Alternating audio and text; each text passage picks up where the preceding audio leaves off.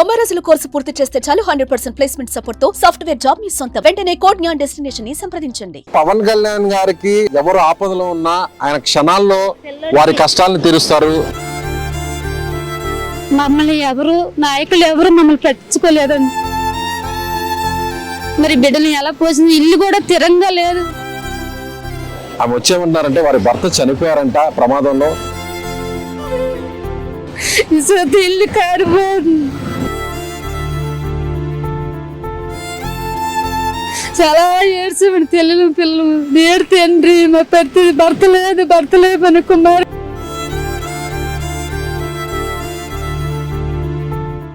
చాలా మంది పవన్ కళ్యాణ్ గారికి ఎవరు కష్టంలో ఉన్నా ఎవరు ఆపదలో ఉన్నా ఆయన క్షణాల్లో వారి కష్టాలను తీరుస్తారు. ఆ ఆపదను కూడా దూరం చేస్తారు. ఇప్పటి వరకు మనం అనేక ఇన్సిడెంట్స్ చూసాం. సామాన్యులు సైతం పవన్ కళ్యాణ్ దగ్గరకు వెళితే వారి కష్టాలను కొన్ని రోజుల్లోనే తీర్చేశారు. ఎన్నో చూసాం. అయితే ఇప్పుడు పిఠాపురం నియోజకవర్గంలో మనం ఉన్నాము. ప్రస్తుతం జనసేన పార్టీ ఆవిర్భావ సభ జరగబోతుంది. అయితే ఇక్కడ ఉప్పాడ బీచ్కి వస్తే ఒక మహిళ మనం చూసి మన దగ్గర రావడం జరిగింది. ఈ విషయాన్ని పవన్ కళ్యాణ్ గారి వరకు చేరే విధంగా ఒక ప్రయత్నం చేయండి, నా గొంతు వినిపించండి అని ఆమె రావడం జరిగింది. ఆమె వచ్చేమన్నారంటే వారి భర్త చనిపోయారంట ప్రమాదంలో. వేటకు వెళ్ళి ఆ తర్వాత తన జీవితం తలకిందులైపోయింది, ఇలా రోడ్డును పడ్డాను అంటూ ఆమె ఆవేదన వ్యక్తం చేస్తుంది. అసలు ఏం జరిగింది ఏంటి అనే విషయాన్ని నేరుగా ఆమెను అడిగి తెలుసుకుందాం. ఆమె కష్టం ఏందో ఒకసారి వినే ప్రయత్నం చేద్దాం. ఆయనగా చచ్చిపోయాక పిల్లడికి యాక్సిడెంట్ అయిందండి. ఏం యాక్సిడెంట్? అది బండి నడిపితే ఈ బండి రాళ్ళగొట్టు గుద్దేసి కిడ్నీ తెలిసిందండి. ఇదే కాకుండా నా భర్త చచ్చిపోయిన కాకుండా సంవత్సరంలోనే మరి మా అబ్బాయికి యాక్సిడెంట్ అయిందండి సార్. సంవత్సరంలోనే యాక్సిడెంట్ అయ్యాక కిడ్నీ ప్రాబ్లం, కిడ్నీ కాడ ప్లేట్ బగలసిపోయింది అన్నారండి. యాక్సిడెంట్ ఎలా జరిగింది? యాక్సిడెంట్ బండి నడుపుతుండగానండి. ఇక్కడనండి మా ఊరు కాడండి. ఈ ఊరు దగ్గరే బండి నడుపుతుండగా 80 ఎట్టాడంటండి. 80 ఎడితే అది రాళ్ళగుట్టు గుద్దేసుకున్నాడండి. రాళ్ళగుట్టుకు ఇక్కడ కొట్టుకోడండి. అది యాక్సిడెంట్ అవి కిడ్నీకి రాయికి తేలిస్తుందండి. అది కిడ్నీ కాడ ప్లేట్ ఉంటే ప్లేట్ బదిలేసిపోయింది అన్నారండి డాక్టర్లు. అప్పటికి 2,50,000 ఖర్చు పెట్టామండి. అది కూడా ప్రభుత్వంలో ఎట్టామండి, కాగితాలు పెట్టావు, డబ్బులు ఏది రాలేదండి. అవి కూడా రాలేదండి. పింఛని ఇన్సూరెన్స్ కూడా కట్టామండి, అవి కూడా మాకు రాలేదండి. రాలేదండి. అటు మీ ఆయన యాక్సిడెంట్ కి సంబంధించిన డబ్బులు రాలేదు, మీ అబ్బాయి యాక్సిడెంట్ అయినా కూడా అవి ఎట్టామండి, కాగితాలు పెట్టామండి, అవి కూడా రాలేదండి. ఏవి రాలేదండి. మీ అబ్బాయి మామూలుగా ఉన్నాడు, దేవుని కుటుంబం పెట్టి నెడుతున్నాడండి. పని చేస్తాడా? ఏం పని చేయడండి. వెళ్తాడా అలాగా కష్టపడుకుని వెళ్తాడు. రూపాయలు తెచ్చిచ్చి వంగి లేదండి. ఏదో కొంచెం చేదోడు వాదోడుగా ఓడుకుంటాడండి. మరి కష్టంగా లేదమ్మా, ఇద్దరు ఆడబిడ్డల్ని మళ్ళీ నీకు చెట్టు కొడుకు మళ్ళీ చాలాగా భయపెట్టారండి. పిల్లోడికి అయితే కిడ్నీ తీసేయాలి, కిడ్నీ కూడా పేడు బదలసిపోయింది అని ఎంతో బాధ పెట్టుకోవాలి. ఒక్క నీరసం కాదు, కిడ్నీ అనే జ్వరం వచ్చి డెంగీ జ్వరం, పైట్లేసు, కొడుకోవడం అన్ని అందులోనే. ఆ దెబ్బ తేలేక నీరుడు జ్వరంగా రక్తం పోయేదండి. రక్తం పోతే చాలా ఏడ్చామండి పిల్లలు. నేడు తండ్రి మా పెద్ద భర్త లేదు అని కుమారుడు అన్నామండి. తండ్రి అని దేవుడి వాడు ఏడ్చి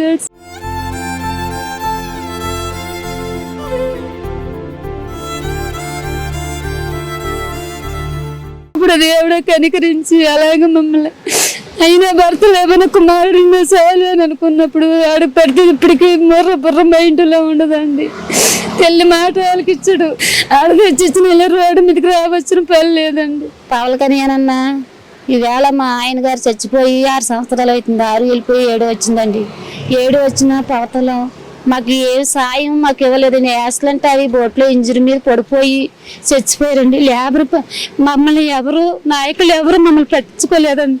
పట్టించుకోకంటే మాకు రూపాయి రానికంటే తగులు గొడవలు ఎట్టుకొని రానికంటే చేస్తారన్న. మాకు ఇవాళ రోడ్డు మీద కష్టపడుకున్నా ఆ ఏళ్ళకి వస్తుందో లేదో రూపాయి తెలియదన్న. పిల్లలు చదివించుకున్నా కాదు, ఇల్లు స్థలాలు కూడా మాకు రాలేదన్న. మరి ఇవాళ మాకు స్థలాలు ఒప్పిస్తారని మీ మీద నమ్మకం అయ్యింది. మిమ్మల్ని గెలిపించాము. మాకు ఏం సాయం చేస్తారనేది మరి మీరే చేయాలన్నా. 3 బిడ్డలు ఉన్నారు. 3 బిడ్డలు మరి ఎలా పోషించాలన్నది మీరు తప్ప మాకు ఎవరు సాయం చేయరన్నా. మా ప్రజలు మమ్మల్ని ఎవరు పట్టించుకోవట్లేదన్నా. మరి ఏం చేస్తారన్నది మీరే సాయం చేయాలని మిమ్మల్ని కోరుకుంటున్నామన్నా. మరి బిడ్డలు ఎలా పోసింది, ఇల్లు కూడా తిరంగా లేదు. ఆ ప్రభుత్వంలో మాకు ఇల్లు స్థలం కూడా మాకు ఇవ్వలేదన్న, ఇల్లు కారిపోతుంది.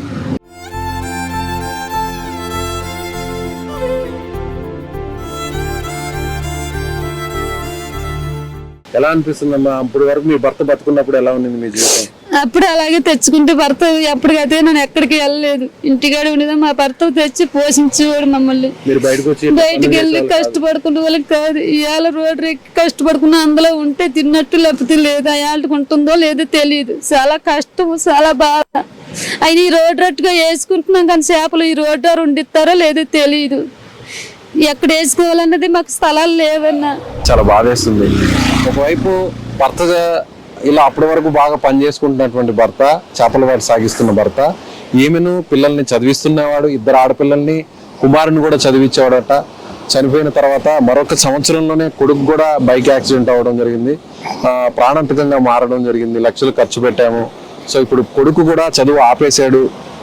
పని చేసి డబ్బులు తీసుకొచ్చేటువంటి పరిస్థితి కూడా లేదు. కాకపోతే నేను చేస్తున్న పని కొంత సపోర్ట్గా ఉన్నాడు. ఒక పాపని కూడా పెళ్ళైతే చేయగలిగాం, ఇంకొక పాపను మాత్రం చదివిస్తుంది. అది ఎన్ని రోజులు కూడా చదివిస్తానో తెలియట్లేదు అని అంటుంది. నిజంగా ఈ మహిళకు వచ్చిన కష్టం చాలా వర్ణాతీతం. సో ఈ విషయం పవన్ కళ్యాణ్ గారికి చేరేంత వరకు, సో పవన్ కళ్యాణ్ గారి టీంకు, వారికి సంబంధించిన నాయకత్వానికి చేరేంత వరకు మీరు కూడా ఈ వీడియో చూస్తున్న వారు, పవన్ కళ్యాణ్ అభిమానులు, జనసేన పార్టీ కార్యకర్తలు, నాయకులు ఎవరైనా సరే ఈ కష్టం గురించి తెలిసిన వారందరూ కూడా ఈ వీడియోని షేర్ చేయండి, కామెంట్ చేయండి. పవన్ వరకు వెళ్లే విధంగా మీ వంతు సాయం ఈ కుటుంబానికి చేయండి. సుమన్ టీవీ కూడా మనస్ఫూర్తిగా కోరుకుంటుంది. సో పవన్ కళ్యాణ్ గారు వెంటనే స్పందిస్తారు, ఈమెకు న్యాయం చేస్తారని కూడా మనం కూడా ఆశిద్దాం. కెమెరామెన్ సీనుతో విజయ్, సుమన్ టీవీ నుంచి ఉప్పాడ.